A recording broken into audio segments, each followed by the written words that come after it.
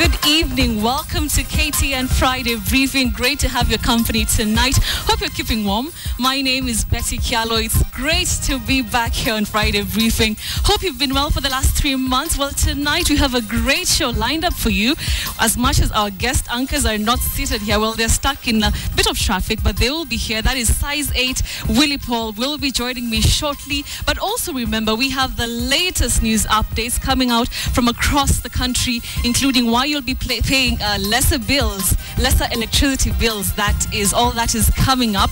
Not forgetting, Willis the Wordmaster is tonight back with a bang. Those are not my words, those are his words.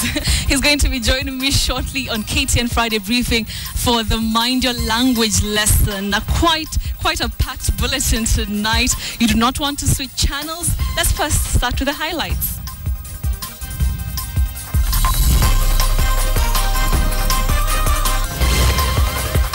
Electricity bills down by December. Is it relief at last or just more promises? Tuachane na watoto wafanye mtihani yao. Nat pulls the rug from undercoopet's feet as Sosion declares there will be no strike.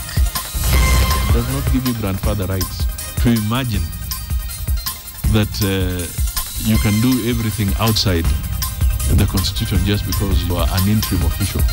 UDF tug-of-war tribunal rules that Hassan Osman is still the recognized chairman.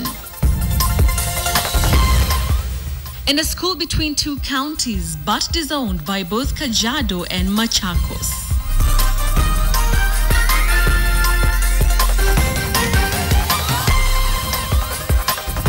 This is indeed KTN Friday Briefing. Now, the Kenya National Union of Teachers Secretary General Wilson Sosion has said teachers will not go on strike before the KCPE and the KCSE exams are over. While speaking in Kisii County today, Sosion said NAT will stay at the negotiating table with the government to avoid any crisis in the education sector as candidates do their national exams. Sosion contradicted the NAT chairman Mudzo Nzili, who said this afternoon that in Kericho, that teachers will go on strike if the government does not offer them something solid in the pay talks by next week, the 25th of October. We'll be having a look at what exactly they said in a short while. But even as the teachers union officials sent confusing signals about the pay talks and the strike, KTN found one of the frontliners of the 1997 teachers deal that three successive governments have failed to implement.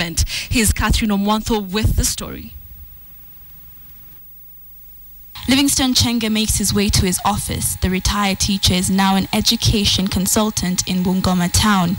He used to be the Kenya National Union of Teachers branch chair in Bungoma back in the 90s and was on the front line when it came to fighting for the welfare of teachers.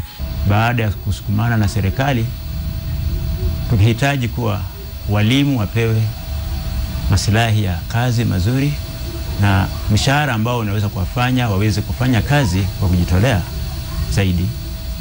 Serikali baada ya majuma 3 iliweza kukubali kuwa walimu haki yao. Livingston was there when the agreement between the Kenya National Union of Teachers and the government was signed in 1997, and the government promised to implement the deal in phases. However, until today, Livingston says he has not seen any benefits. Kwanza nasema pole kwa wenzetu ambao walikufa wakakosa kupata haki yao ambao walihaidiwa na serikali. Pia nasema pole kwa wenzangu ambao walikuwa katika huduma ya walimu na wamestaafu bila kupata haki yao. Wale wachache ambao bado wapo, nipo nawaona bado wanadai haki yao itekelezwe. For him, laxity is to blame for the fact that 17 years on, teachers are still fighting for improved terms of employment. Nafikiria kuna ulegevu kidogo. Pengine wakati huu, ndugu Sosion angalikuwa na marehemu Adea Dongo na John Katumanga, inji hii haingekuwa hivi, mwalimu hangekuwa anachezewa hivi. Nafikiria wajua mpango wa Mungu ni tofauti, lakini ndugu Sosion, omba kuwa uweze kupata na ndugu wengine ambao waweza kusimama na ukweli ambao nasungumzia katika taifa hili juu ya mwalimu. The question now is, after 17 years and 3 presidents later, will the plight of teachers finally be addressed once and for all? Catherine Omwando, KTN.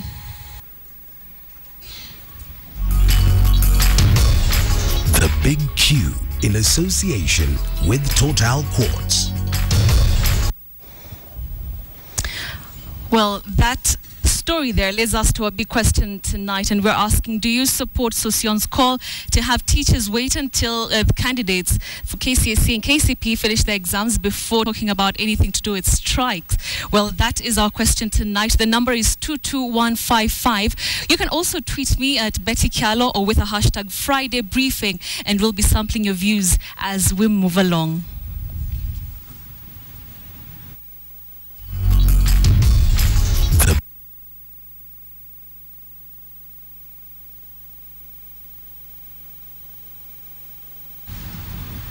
Right, let's go back to that story. In the Kenya National Union of Teachers Secretary General Wilson Sosion, like I mentioned, earlier said that teachers will not go on strike before the KCP and the KCSE exams are over. Speaking in Kisii County today, Sosion said NAT will stay at the negotiating table with the government to avoid any crisis in the education sector as candidates do their national exams. Sosion contradicted the NAT chairman Mudzo Nzili, who said this afternoon in Kericho that teachers will go on strike if the government does not offer them something solid in the pay talks by next week, the 25th of October. After very long engagements, tulikubaliana turudi tena tusungumuze tarehe 24. And now I'm making this statement very clearly to teachers. Number one, it is not in the interest of teachers and Kenya National Union of Teachers kufuruga mtihani. Hatutaki kufuruga mtihani. Tumeelewana? Hao watoto tumefundisha miaka 8 kuanzia standard 1 mpaka class 8. Tumewafundisha form 1 mpaka form 4. Na tayari wameanza mitihani. Na sisi ndio tuna supervise. Sosion's statement there is the basis of our big question, and we are asking, of course, like I mentioned, do you support his statement whereby he's asking teachers to wait it out until the candidates participating in the KCSE and KCP examinations conclude their examinations before any strike call? The number is 22155. You can tweet me at Betty Kialo or with the hashtag Friday Briefing. We'd love to hear your thoughts. Moving on, a storm is brewing over monies set aside to bail out ailing Mumia Sugar Company, ratified by Kakamega County Assembly.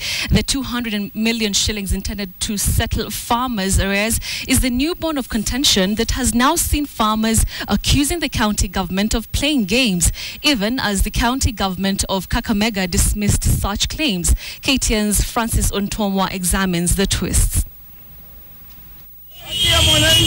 Activities at the West Kenya Sugar Company weighbridge at Misihu in Bungoma County were disrupted after Ken farmers demonstrated over poor payment. The farmers, whose intention was to close down the weighbridge, were prevented from accomplishing their mission after riot police sealed off the venue. Walikuja na bei ambaye ilikuwa nzuri ya kumvutia kila mtu, ambaye ilikuwa shilingi za Kenya 4,300 kwa kila tani. Led by their leaders, the farmers accused the factory management of going against an earlier agreement to pay them Kenya shillings 4,000 per ton of cane. They claimed the management reneged on the deal and decided to pay them only Kenya shillings 2,700 per ton. Baada ya muda, wakulima wakavutiwa na hiyo bei na wakajiandikisha. Wakati wamejiandikisha na wao wakaona tuko na wakulima wengi, wakaanza kupunguza bei. Wakapunguza wakacha 3,900, wakapunguza wakacha 3,700, ikiwa mkulima aongei.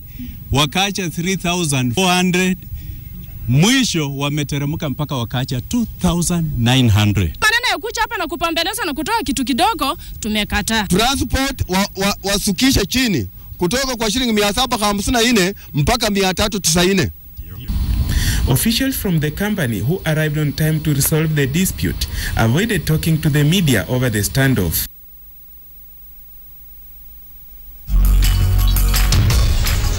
Big Q in association. All right, let's move on to another bone of contention.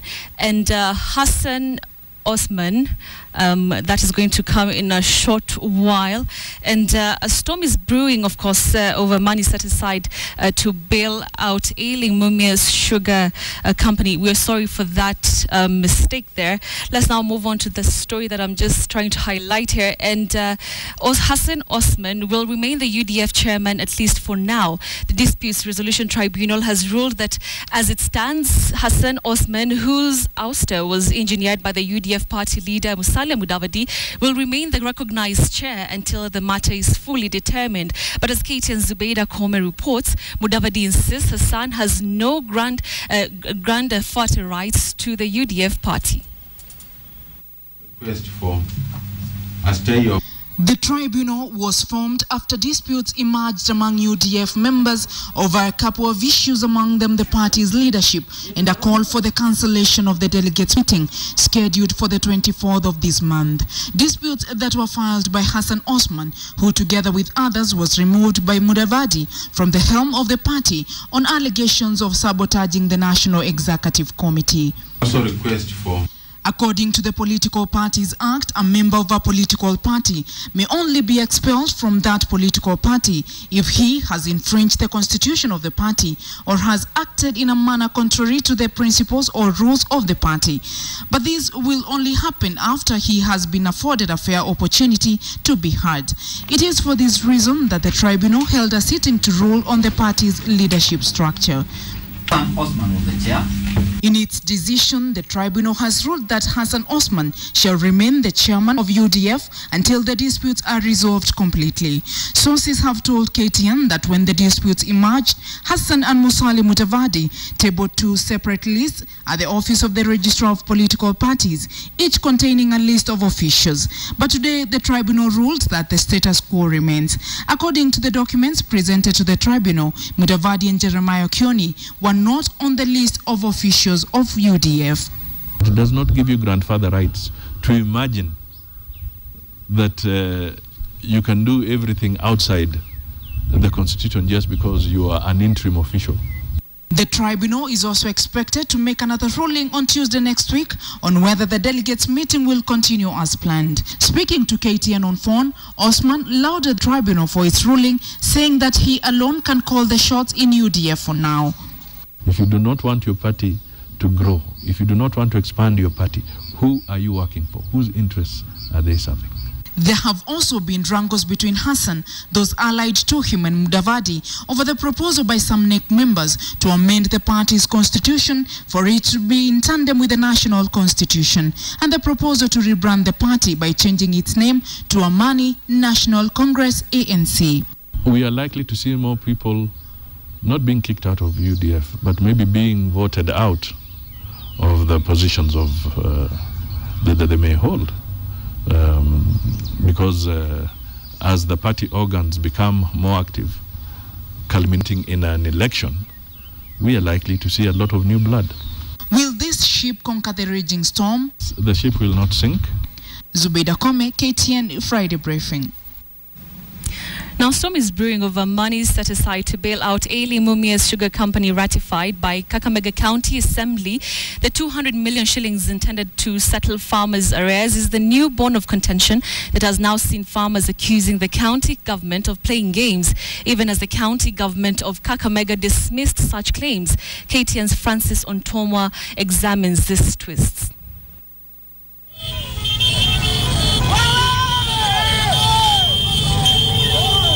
Ken farmers brought Mumias town to a standstill.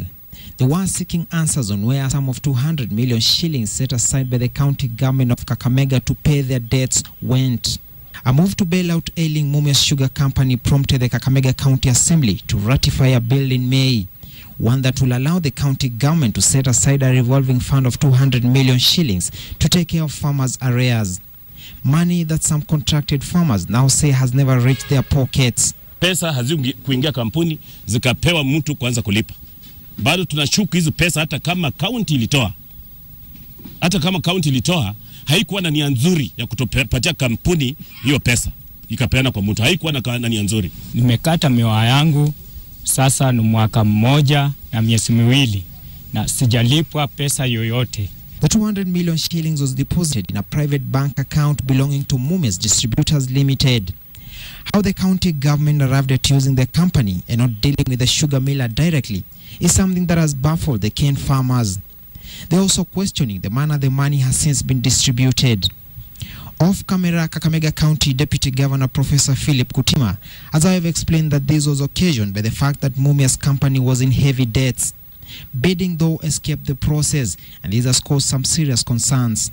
If proper procedures, procurement procedures were followed, because I know public finance has an act that really limits any public funding to be given to anybody. And I want to urge His Excellency the President to come and salvage our institution before it collapses. Kakamega County has absolved itself from the blame, instead insisting that the farmers were duly paid their arrears. As stated by the Deputy Governor Professor Philip Kutima, he said some 7,080 farmers had received their dues. Article 35 of the Constitution provides for the right to access of information, and for now, this is what these farmers are banking on to get the answers to their worries. Miwa yangu imekatwa ni karibu miaka 2 sijapata pesa.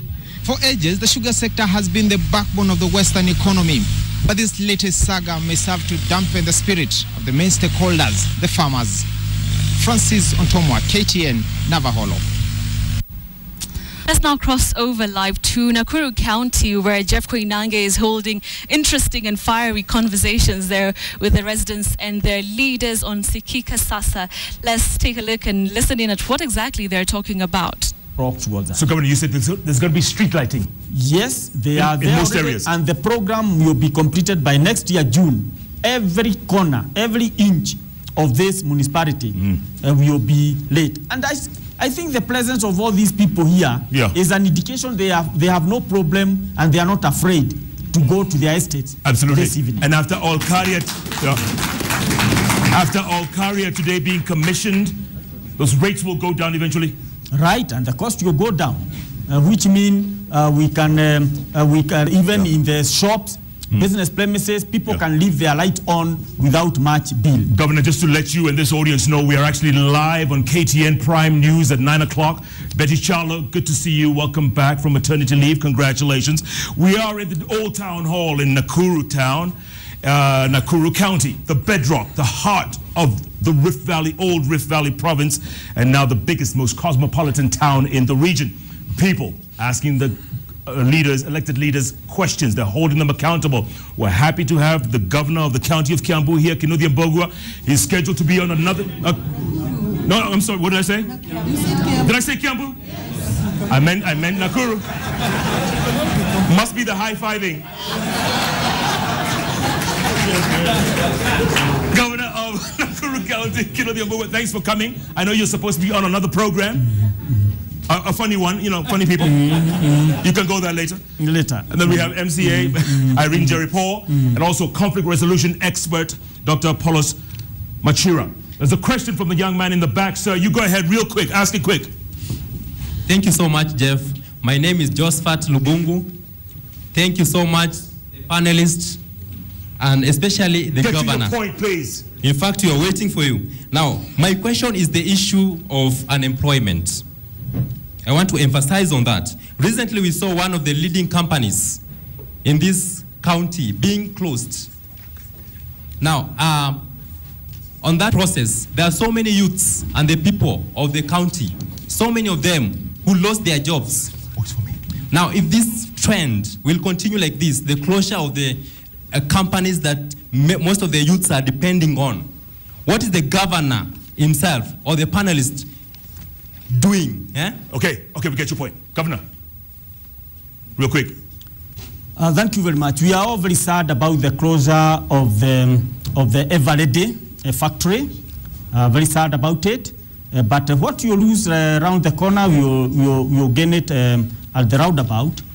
Because what is actually happening today, the subject of coming up with industrial estate here in Nakuru featured very highly in my speech and also in the president's speech. Already, quite a number of investors have signed up so that we put up that industrial estate here in Nakuru. We already have attracted a lot of good capital investment. For example, we are coming up with a very big dairy factory near Sachangwani. We are coming up, we are opening this November. Between November and December, we are opening a very big a commercial center in Naivasha. It was not there. It has been built within this one year. And interesting conversations there that are going on Sikika Saser in Nakuru County. Let's get back straight to the news. And according to the government, you will pay less for electricity beginning December. Well, this follows the commissioning of 140 megawatts of renewable energy from All-Carrier geothermal plant in Naivasha. The government has announced that with the new energy, the cost of electricity will come down by 30% before December this year, a move expected to make a huge difference in homes and businesses. KTN's Charles Gitonga explains how exactly this will happen. For years, the cost of electricity has been a painful but inescapable monthly headache for households and industries. Kenya's over-reliance on hydro-generated power has seen it unable to supply affordable electricity to most of her citizens and those operating businesses. President Uhuru Kenyatta's commissioning of the All-Carrier 4 geothermal plant is expected to put a smile on Kenyans' faces as soon as December this year. I strongly believe we'll even hasten our 2030 agenda by bringing power available, making power available to people at affordable rates. Our dream of becoming a middle-income country by 2030, I see no reason why that cannot be achieved even by 2020. The plant is to add 140 megawatts of electricity to the national grid. This is 8.5% of total installed capacity of 1,664 megawatts and is expected to reduce the cost of power by 30% by the end of this year. The plan is also to make power available to mwananchi. An additional 70 megawatts will also be loaded to the national grid by November this year, which will see the cost of power come down by a further 10%. This new renewable energy from geothermal will reduce Kenya's reliance on hydro generation, which accounts for 65% of total installed capacity and is prone to erratic weather patterns. It also means that Kenya will no longer have to heavily rely on independent power producers who use diesel to generate electricity and sell it at high prices to the government. The overall cost of living is also expected to come down as manufacturers lower the prices of their goods. Manufacturers consume 60% of all power produced. Some of the largest power consumers in the country pay up to 100 million shillings in monthly bills, so a 30% reduction will mean savings of 30 million shillings a month for a heavy power consumer. And with the reduced costs, companies can now pass on the benefits to consumers in terms of cheaper products. Before the end of this year, we will be able to dramatically reduce that cost of energy, and we expect in turn, with that reduction, that our own industry will not take that and put that as part of their bottom line, but transfer that to the common mwananchi.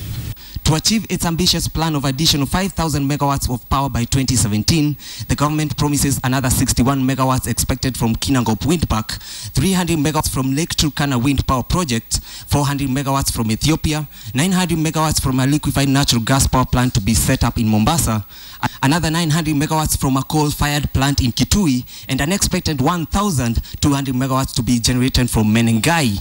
However, there is a concern about the level of power leakage witnessed in the country. Currently, Kenya loses 20% of the power produced through inefficient transmission and theft. This means that of the 1,800 megawatts of power produced, 360 megawatts are lost. This is more than twice the capacity of the new All-Carrier plant, which is a worrying trend in light of the steep cost of generation. Charles Gitonga, KTN. Well, Cabinet Secretary Charity Ngilu has dismissed claims by a section of CORD lawmakers that she and other high-ranking officials in the Jubilee administration are principal architects in the controversial land-grabbing saga in Karen. Ngilu described yesterday's claims by Kakamega Senator Boni Khalwale implicating her and other top government officials in the land scam as false. As KTN's Patrick Kamimo reports, this came as police moved in to protect the land at the center of the conflict. These public officers are the principal architects in the monumental and unprecedented land grabbing in Karen. It is that statement by a section of politicians allied to the Coalition for Reforms and Democracy that made Lands Cabinet Secretary come out to clear her name and that of some high-ranking personalities in the Jubilee administration over alleged involvement in land grabbing in Karen. The disputed land measures 134 acres and is situated in the Karen suburb of Nairobi. The CORD team had asked Ngilu and other top state officers to record statements with the Ethics and Anti-Corruption Commission so as to unravel schemers behind the irregular location of the controversial land. Ngilu says the allegations are false. I have talked to all those people who were mentioned yesterday, including the Deputy President, and I want to say here and now that they all confirmed to me that there is nothing can be further from the truth. They are saying it because they want to cover up what they have done before. I mean, look at some of those who were talking yesterday or signing that statement, including those who sat here before me and who gave away 500,000 acres of land. Indeed, the whole county. The fact that Senator Mdama can have the courage, after what you saw in my Lily land, to face the media in condemning this particular case, it shows that he has nothing to hide. His conscience could be clear. In our opinion, this is public land that has been lying idle for so many years, and therefore land grabbers from all walks of life and all manner of people have come to know about this land, the availability of this land, and everybody is laying claim. Ngilu says on Monday this week, she wrote to the chairman of the Ethics and Anti-Corruption Commission and the director of CID, asking them to conduct investigations on the transactions on that Karen land. The CORD team had asked Ngilu and the other top officers mentioned to step aside to facilitate investigations. In exercise of our oversight authority as the opposition, we will in the coming days name all the beneficiaries of the blatant land grabbing in Karen. When people obviously mention other people's names, they should come up with evidence, and therefore they need to take any evidence that they have to the relevant agencies. As ownership controversy over the Karen land continues, the officer commanding Langata Police Division moved to enforce a court order stopping any form of activity and development on the land after businessman Dagama Rose complained the land belongs to him. Lady Justice Gasheru issued a temporary injunction restraining Habenga Holdings, Gina Enterprises Limited, and Telesource.com Limited and their servants or agents from entering, subdividing, disposing, selling, or in any way dealing with the property pending inter-parties hearing. Patrick Kamimo, KTN.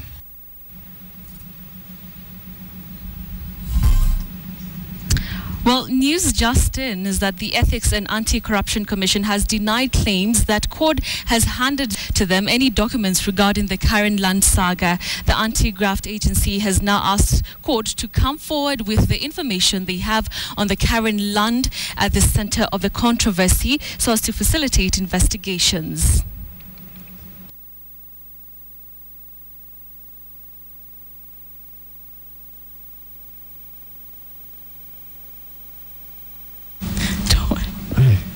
Well, welcome back to KTN Friday Briefing. This is the part I love the most. Willie Paul is in the building. Yeah. I asked you what's up and you started looking up. Yeah, I was trying to see what's up. Yeah, the roof. Quite sarcastic, I can see, eh? Not really. Okay, so the thing is, size 8 was stuck in traffic, but she's at the gate, and I hear she's literally running into the studio. So let's give her a couple of minutes before she joins us. Willie Paul, great to have you in studio. Thank you. I hope you watch this show and you know what happens, because in a few minutes, you'll be taking my spot back there. Yeah. I hope you've been watching. Yeah, I've been watching the show. Okay, so how have you been?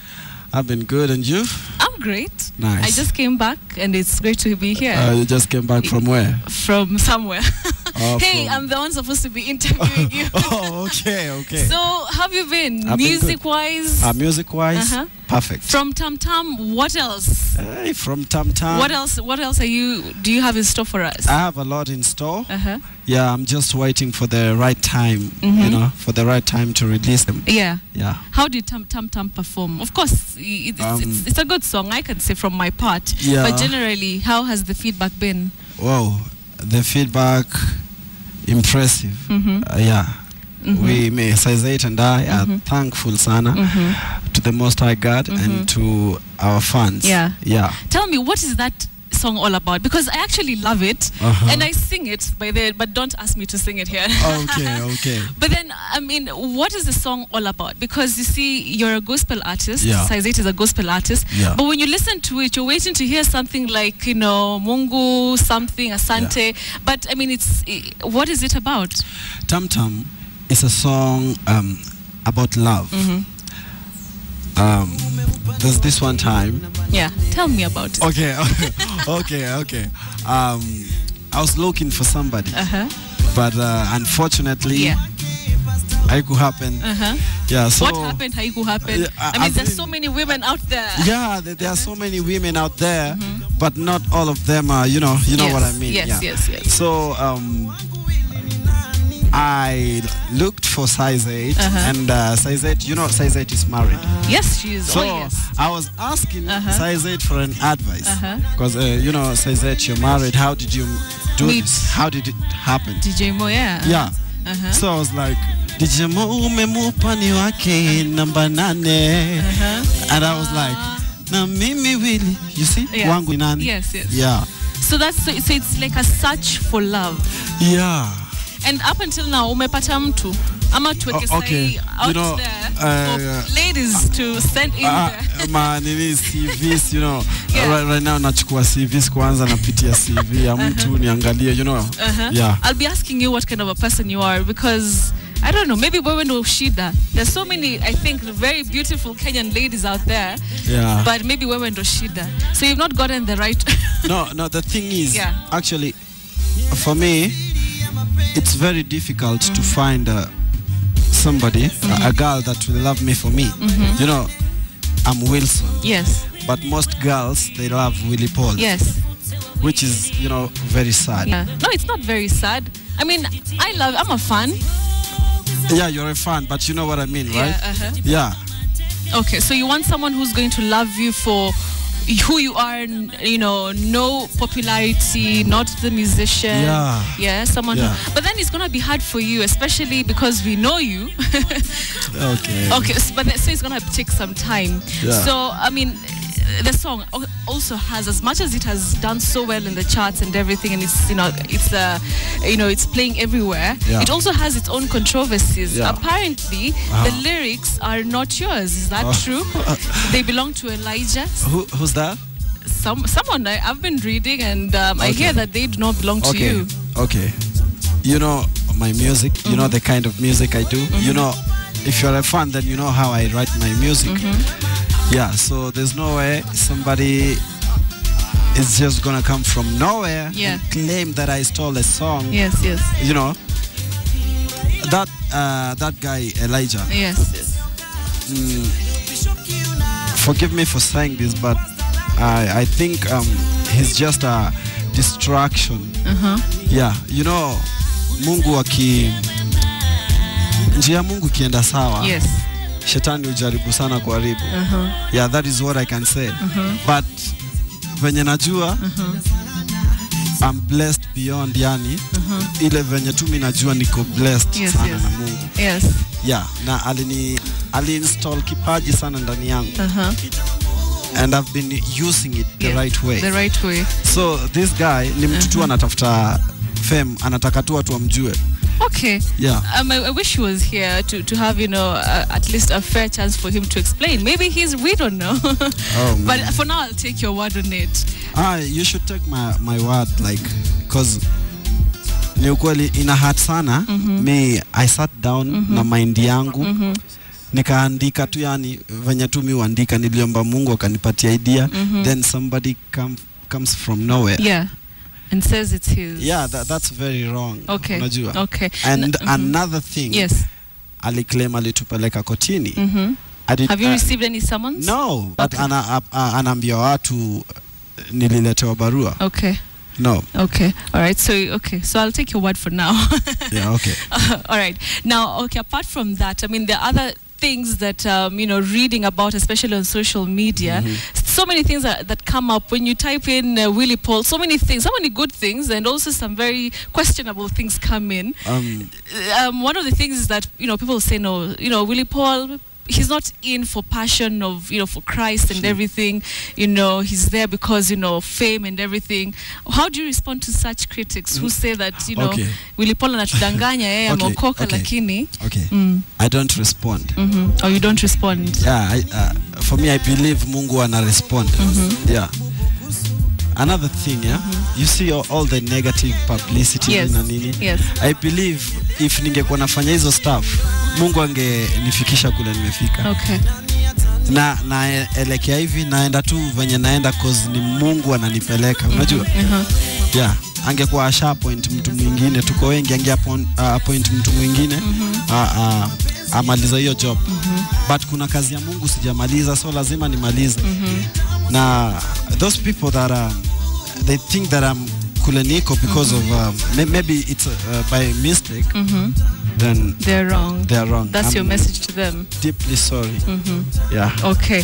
So at least now that's out of the way. Yeah. I mean, coming back to your music, how can you describe your journey from the time you started? Sitolia was a big hit, and it's like you've had hits. Have you ever had a moment whereby you don't think that you've done quite well in terms of the music that you produce and release? I'm always sure. You're a confident man. Yeah. I'm always sure. Yes. With the kind of music I release. Okay. Yeah. Okay. When I release, when I release a music, a song, I'm sure. You're sure about it's it. The right song.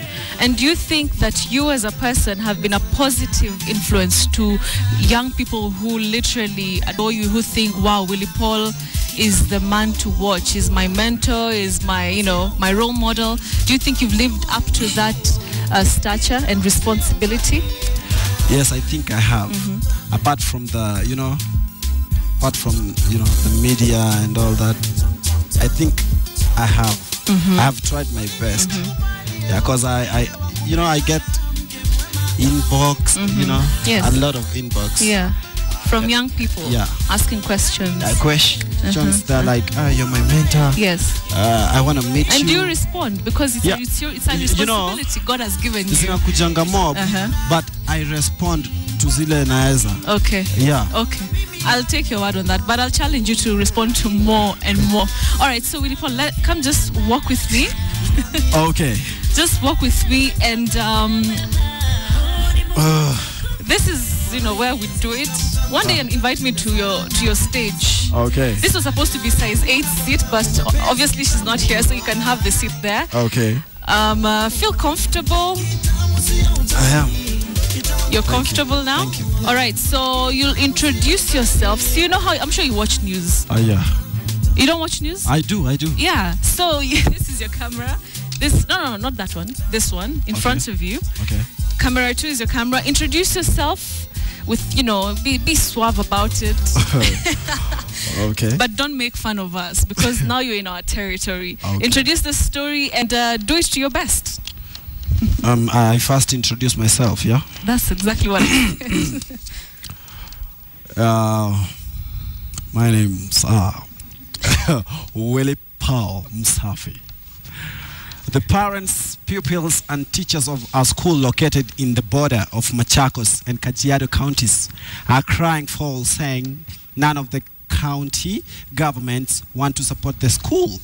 Despite the numerous changes facing the school, each county is waiting for the other to step in. KTN's Wilkista Nyabwa reports. Thank you. Olashaiki Primary School has received a special donation today. Desks are a luxury here. There is ample space on the cold floor, and it is here that young learners eager to get an education sit. The conditions aren't much better for teachers. They depend on daily lifts from lorries ferrying stones to Sholinke area, and for 3 years, teachers and pupils have shared one iron sheet toilet. The state of the school owing in part to the fact that 2 counties are embroiled in a tussle over whose responsibility it is to see to the upkeep of the school. Olashaiki Primary sits on the border between Machakos and Kajiado counties, and parents claim it has long been neglected by both county governments. Kama walimu wakuji inabidi tuambie watoto kama ni kuingia darasani waingie wasome, na bado watoto ni wasumbufu hawawasikii. Wanaona kama mnatoshana. Unakuta tuko katikati, hatusaidiki na River na hatusaidiki na Kajiado, lakini sisi tunapaswa kusaidiwa na upande wa Machakos. The school, which was started in 2009, has more than 200 students but does not benefit from the school feeding program. Students have sought assistance from both county governments. Each referred them to the other. Ni mzuri viongozi wa kila eneo, iwe ni Kajiado, iwe ni Machakos, governor wa Kajiado, governor wa Machakos County, waache kuangaliana nani yuko wapi. Local leaders have called on the 2 counties to join forces to renovate the school. In 2015, Olashaiki Primary School will register its first batch of candidates to sit the Kenya Certificate of Primary Education examinations, each hoping for success, but uncertain about which county will celebrate with them when the results are released. Wilkista Nyabwa, KTN. Right. How do you think you fared? You can use this camera and tell our audience. Well, I think I did good. But who are you imitating at the start? Hi, I'm Willie Paul. Jeff Kainanga. All right, Jeff, you had it. It's him, not me. All right, so I think you did well. I'll give you an 8 out of 10. That's I think that's actually very good. How do you? Is it easy? Is it hard? It's easy. It's easy. Wait It's until you have a breaking story and you have to stay in studio for 6 hours. All right, I think you can take us on a break and then we'll be back shortly with business. We'll be right back. Keep it locked.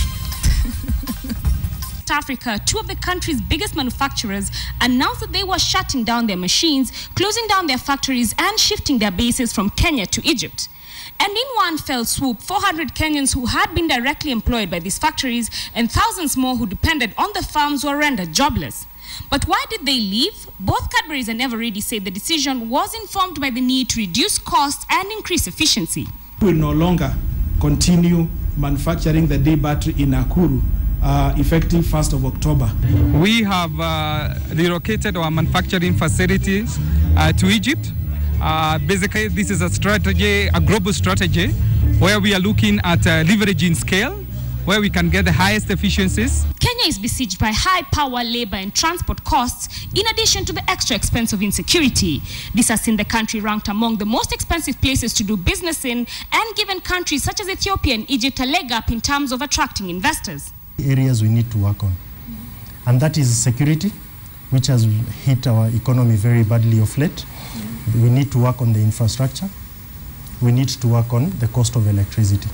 But players say the problem goes beyond infrastructure to regulation. For Eveready, for example, the decision to close the plant came after years of battling the influx of cheap Chinese imports. The firm is casting an accusing finger on government agencies for failing to maintain a level playing field. we're talking about institutions like Kenya Revenue Authority, institutions like Kenya Bureau of Standards that are supposed to ensure that certain standards are enforced. All people coming into this country are paying the requisite duties and taxes. And if we don't do that, because there's a lot of dumping going on, it's not just about the cost of power. If we don't do that as a country, then we'll continually lose key manufacturers in this country. There might be light at the end of the tunnel. However, after the Kenya Bureau of Standards unveiled a plan to upgrade its quality management systems and employ the use of technology to curb the influx of counterfeit goods into the country.